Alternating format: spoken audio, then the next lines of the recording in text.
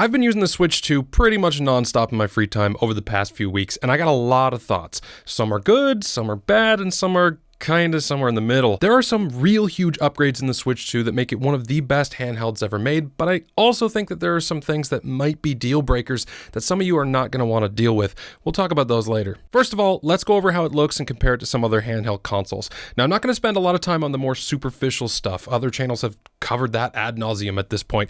This review is mainly going to focus on my own experience. How comfortable is it? What's the performance like? How long does it last before you need to recharge it? Would I personally recommend it?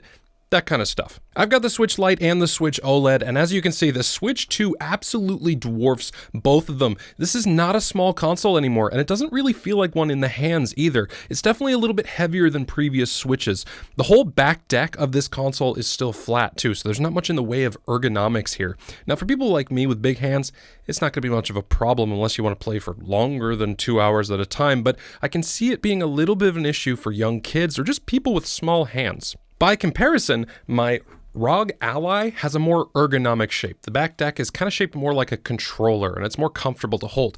But the Switch 2 is thinner, almost 100 grams lighter, and it has a screen that's almost an inch bigger. More on that in a bit. Because of the bigger button and joystick size, I actually prefer the handheld mode of the Switch 2 over the OLED or the Switch Lite. There's also something to be said about the actual build quality of the Switch 2. I mean, it just feels so much more premium and well built than any Switch in the past. I mean, the buttons and the joysticks of the Switch OLED feels almost toyish after playing with the Switch 2 for a couple of weeks. It also doesn't have the loose rail problem of the Switch OLED and the original Switch that kind of started bothering me over time. The magnetic connection of the Joy-Cons took a little bit of getting used to. I mean, initially I was being really careful with it, and I found the button release that pushes the Joy-Con away from the console to be a little bit finicky, but it got a lot easier as I continued to use it, and now I actually prefer it to the rail system of the previous Switches. Those magnets are very strong, and it's just so satisfying to use. Sometimes I'll just press the release buttons when I'm on a loading screen just to feel that satisfying snap. It kind of just makes a good fidget toy. Other than the matte black finish, the bigger Joy-Cons, and the screen, which we're going to have a whole section on in just a sec, the other big exterior upgrade is the inclusion of a second USB-C port on the top of the Switch 2. Now, you can use this to charge the Switch 2 just like the port on the bottom, but you can also use it as a third port while in the docked mode, in addition to the two USB-A ports on the dock. By the way, did you know you can plug in a mouse and keyboard into those ports and just play some games like it's a PC? True story. Cyberpunk 2077 has full keyboard and mouse support straight out of the box, and that's the way I recommend that you play this game. It's so good. Okay, back to the screen. The Switch 2 has a 7.9-inch 1080p LCD display that runs at a refresh rate up to 120 Hz.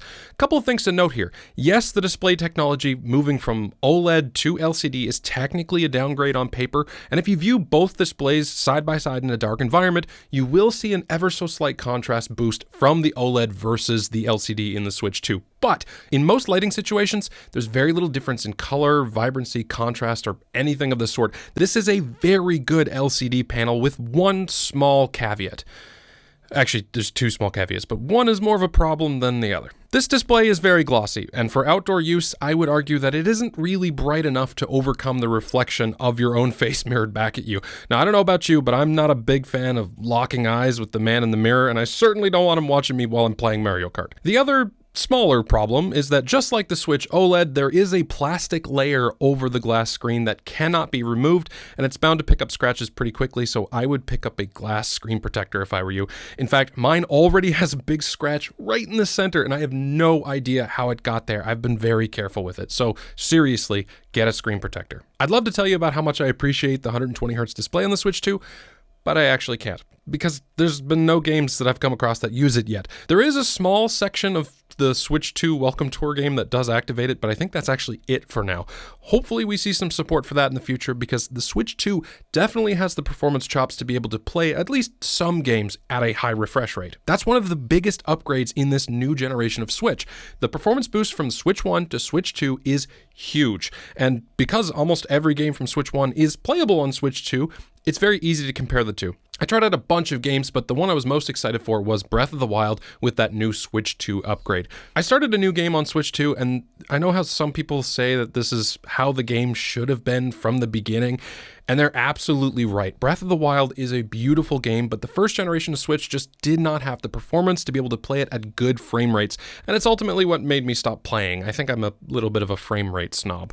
But on Switch 2, it is buttery smooth in both docked and handheld mode. I couldn't get it to dip no matter where I went. There really aren't that many Switch 2 launch titles, but the ones that are out there are very solid. Mario Kart World is obviously the standout title, and it's a lot of fun. There's a ton of carts and characters and costumes to unlock, and my fiance and I have been having a ton of fun on that knockout tour mode where there's like 24 people and you have to get through a certain gate below a certain placement number. It's utter chaos, and I love it. Sometimes I hate it, but that's kind of how Mario Kart goes. It's also a fun game to play with friends, especially with that new game chat feature. That's what the little C button is on the new Joy-Cons. Nintendo's trying to make their games increasingly more social, and I think that what they've done here is really good. You can plug in the Switch 2 camera, or pretty much any old webcam, and use the built-in video chat through the game chat feature. And for some extra fun, some games like Mario Kart World will actually take the live camera feed from your webcam and put it into the game in some way. I like that a lot. I was playing with a friend of mine, and I was totally staying behind him so that I could demo the feature and show you what his face looked like in that little circle above his cart. Definitely wasn't because I suck at the game and couldn't get ahead of him. Game chat is free to use for now, but it will require a subscription after like March of 2026, so keep that in mind. My favorite new game is actually a bit of a sleeper. It's Rune Factory Guardians of Ozma. This game is absolutely stunning. I would say it's a cross between like Stardew Valley, Story of Seasons, a little bit of Final Fantasy combat thrown in there. There's combat, there's farming, there's town management, relationship building, puzzles, there's everything in this game. The art style is somewhat similar to Genshin Impact, and there were some times where it does have a little bit of a performance impact. I noticed that there were some frame dips in dense areas with a lot of foliage, but it wasn't enough of a performance dip to bother me. Seriously, if this is your type of game, it's really worth checking out. I've also played some more demanding games like Split Fusion and, of course, Cyberpunk. These are the games where you start to approach the limitations of the hardware, as impressive as it is. Split Fusion was running well for the most part, but it does play at a locked 30 FPS in split screen docked mode. After you've been playing games like Mario Kart World and Breath of the Wild locked at a smooth 60, the hit down to 30 is noticeable. It's not unplayable, but it's noticeable. The fact that Cyberpunk 2077 runs at all on these handheld consoles is a little bit of a marvel, but I wasn't expecting it to run this well. Textures are sharp, there's minimal pop-in or graphical glitches. It's a decent experience. Like Split Fiction, it does target 30 FPS by default, but you can switch it into a performance mode that'll bump it up to 40. You will lose some of that graphical fidelity, but it's worth it for responsiveness, and when you get into some of those firefights, yeah, it's definitely worth going into the performance mode. The other big performance boost in the Switch 2 is in the load times. They can get pretty long in some games on the Switch 1, but they feel so much shorter on the Switch 2. Even the eShop is faster to use. Now, that doesn't sound like a big deal, but if you've ever had to deal with the eShop on even a semi-occasional basis on any of the previous Switches, it's a pretty big quality of life upgrade. Real quick, if you like these to the point, no nonsense reviews, go ahead and hit the subscribe button. It really helps the channel. Okay, so most of this sounds pretty good so far, right? I mean, the performance is good, the screen is awesome, the build quality is fantastic. So what are the things that I didn't love so much? The types of things that aren't necessarily deal breakers, but you should know before you buy one. Number one is the battery life. It's not as good as the Switch OLED or the Switch Lite, and I would say it's probably about on par with the original Nintendo Switch. I'm getting around 2.5 hours of gameplay in Mario Kart World or Guardians of Ozma, and like 3 or 3.5 if I'm playing something that's less demanding. If you've got the Nintendo Switch Online expansion pack subscription and you play some older console titles, you're going to get much better battery life.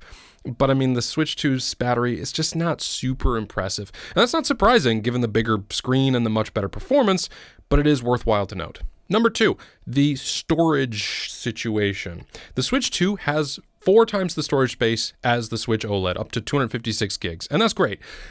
But it's also not enough. I have 9 games downloaded to my Switch, some of which are smaller Switch 1 titles, and I'm already completely out of space. Just Cyberpunk and Split Fiction alone take up half the storage on this console.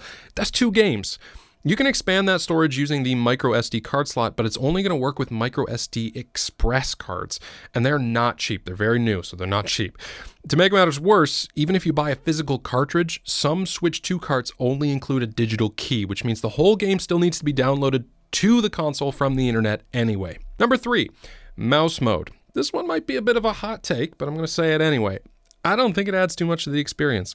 In the box, the Switch 2 comes with these little attachments for the Joy-Cons that have mouse skates on the bottom. You can actually turn the Joy-Con on its side, place it on a desk, and use it like a mouse. And don't get me wrong, it actually does work well. The tracking is good, and adding mouse support to games like Civ 7 or the upcoming Metroid Prime is awesome.